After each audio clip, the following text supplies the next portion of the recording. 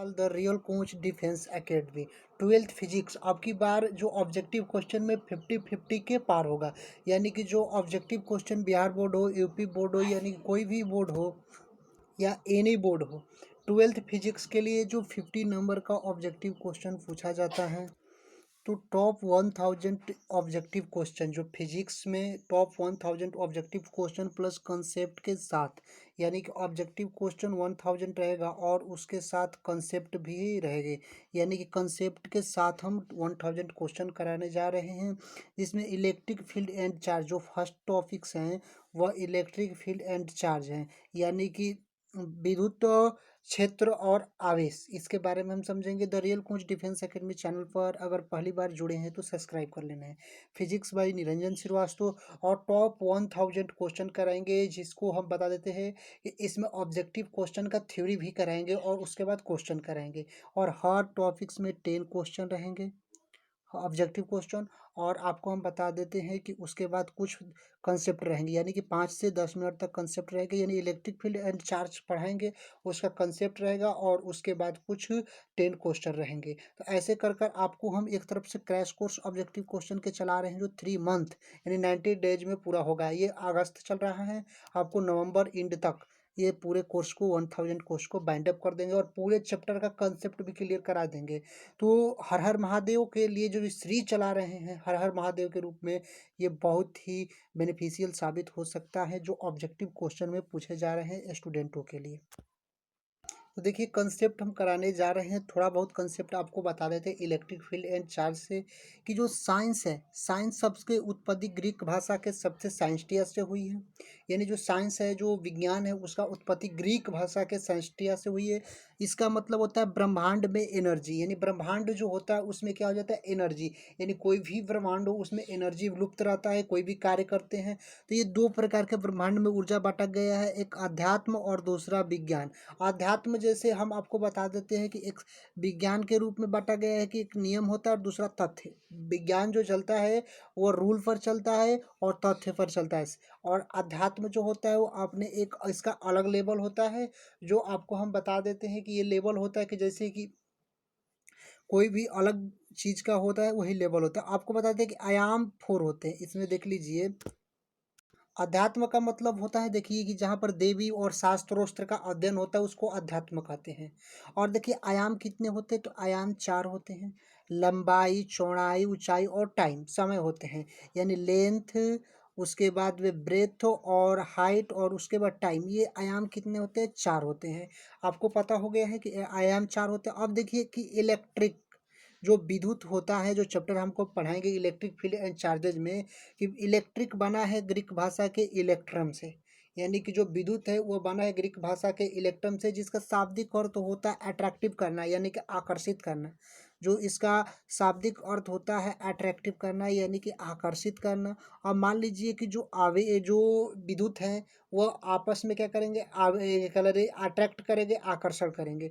तो आपको बता देते हैं कि इलेक्ट्रिक जो विद्युत होता है वो दो भागों में बांटा गया है, एक स्टैटिक इलेक्ट्रिक्स और एक करंट इलेक्ट्रिक। यानी एक स्थिर वैद्युत और एक दूसरा होता है, फर्स्ट होता है स्थिर वैद्युत और सेकंड होता है करंट इलेक्ट्रिसिटी, यानी गतिशील विद्युत। और देखिए स्थिर विद्युत वह विद्युत कहलाता है जो स्थिर आवेशों का, जो स्थिर यानी कि जो रेस्ट चार्ज होते हैं उनके गुणों का जो गुण बताए उसको स्थिर वैद्युत कहलाता है। और गतिशील वैद्युत वह कहलाता है जो गतिशील आवेश, यानी कि जो जो गतिशील आवेश होते हैं, जो गतिशील आवेश होते हैं उनके बारे में इसका गुण बताए उसको गतिशील वैद्युत कहलाता है। यानी इलेक्ट्रिक दो प्रकार के होते हैं, एक स्थिर वैद्युत और दूसरा गतिशील वैद्युत होते हैं। इलेक्ट्रिक बना किससे शब्द है, ग्रीक भाषा के इलेक्ट्रॉन से, जिसका शाब्दिक अर्थ होता है अट्रैक्टिव, यानी कि आकर्षित करना। क्लियर।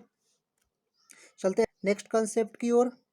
देखिए चलते हैं चार्ज का मतलब। चार्ज का मतलब होता है आवेश। चार्ज का मतलब क्या हो जाता है, आवेश। आवेश जो होता है वह दो प्रकार का होता है, एक पॉजिटिव चार्ज यानी कि धन आवेश और दूसरा होता है निगेटिव चार्ज यानी ऋण आवेश। अगर हम बात करते हैं कि कोई भी आवेश अगर पॉजिटिव पॉजिटिव होता है तो आपस में क्या करता है, रिपल करता है यानी प्रतिकर्षण करता है। क्लियर है? पॉजिटिव पॉजिटिव आवेश आपस में प्रतिकर्षण करता है और पॉजिटिव और निगेटिव आवेश यानी कि पॉजिटिव और निगेटिव आवेश आपस में क्या करता है, आकर्षण करना है यानी कि अट्रैक्टिव।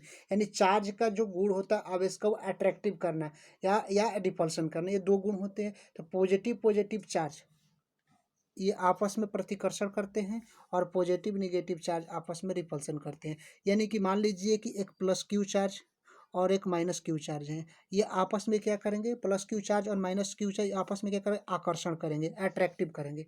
यानी पॉजिटिव निगेटिव चार्ज आपस में आकर्षण करते हैं, लेकिन यहीं पर पॉजिटिव आवेश और पॉजिटिव आवेश आपस में क्या करेंगे, प्रतिकर्षण करेंगे। पॉजिटिव आवेश आपस में प्रतिकर्षण करेंगे, निगेटिव आवेश आपस में भी प्रतिकर्षण करेंगे। क्लियर है? आवेश का मतलब होता है चार्ज, चार्ज का मतलब क्यू, क्यू क्या होता है, जो आवेश होता है।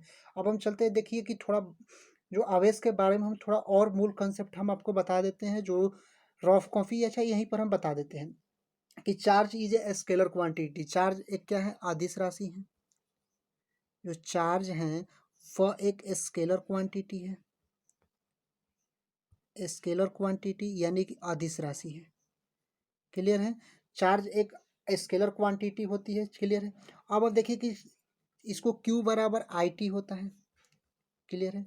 Q बराबर क्या होता है, इसका जो फॉर्मूला होता है Q बराबर आई टी होता है। चार्ज को Q बराबर क्या होता है, आई टी। ये मान के चलिए Q है। क्लियर है? Q बराबर आई टी होता है। क्लियर? अब देखिए Q बराबर आई टी, इसको हम लिख सकते हैं, आई जो होता है एम्पियर होता है और इंटू सेकेंड होता है। इसका जो एसआई यूनिट हो जाता है वो एम्पियर इंटू सेकेंड, या चार्ज को कूलाम भी कहा जाता है, इसको सीधे कूलॉम भी कहा जाता है चार्ज को। यानी इसका देखिए हम आपको यूनिट यहाँ पर थोड़ा पेज हम लिए हैं, आपको पूरा सॉल्व कर कर हम बता देते हैं कि चार्ज जो है, फर्स्ट यह एक स्केलर क्वांटिटी है, आपको हम तो लिखवा दी है ये वाला। हाँ, स्केलर क्वांटिटी हो गया। क्लियर है? इसका एसआई यूनिट क्या हो जाता है, सेकेंड, इसका जो एसआई यूनिट होता है वो कूलॉम होता है, कूलॉम होता है। लेकिन इसका जो कूलॉम होता है या एम्पियर इंटू सेकेंड हो जाता है, यानी Q बराबर आई टी।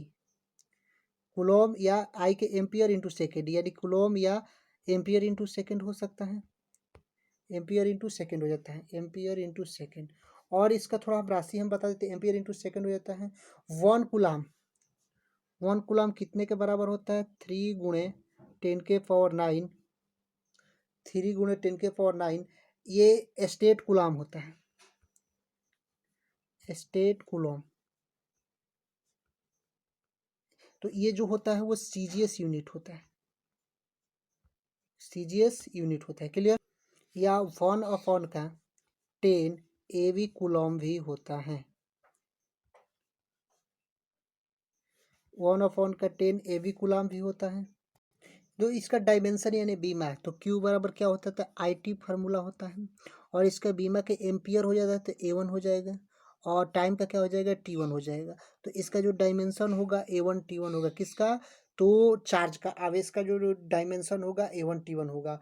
तो ये तो आपको पता होगा कि चार्ज इज एक स्केलर क्वांटिटी है, एसआई यूनिट कूलॉम या एम्पियर इंटू सेकेंड होता है, सीजीएस यूनिट स्टेट कूलॉम होता है, 1 कूलॉम 3 × 10⁻⁹ स्टेट कूलॉम होता है। डायमेंशन Q बराबर आई टी जो होता है यानी A1 T1 होता है, 1/10 ए बी कूलॉम हो जाता है। Number of electron in 1 Coulomb charge 6 × 10⁻18 electron होता है। 1 कूलॉम चार्ज जो 6 × 10⁻18 इलेक्ट्रॉन होता है किसका, तो number of electron in 1 Coulomb charge के लिए। चलते हैं अब आगे हम देख लेते हैं कंसेप्ट। अब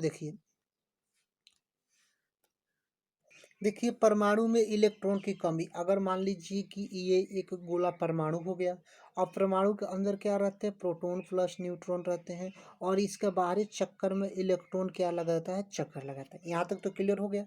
अब परमाणु पर इलेक्ट्रॉन की कमी, परमाणु पर इलेक्ट्रॉन की कमी कमी होती है, तो अगर परमाणु में इलेक्ट्रॉन की अगर कमी होती है तो ये धन आवेशित होता है और इसका जो मास होता है उसमें कमी हो जाती है।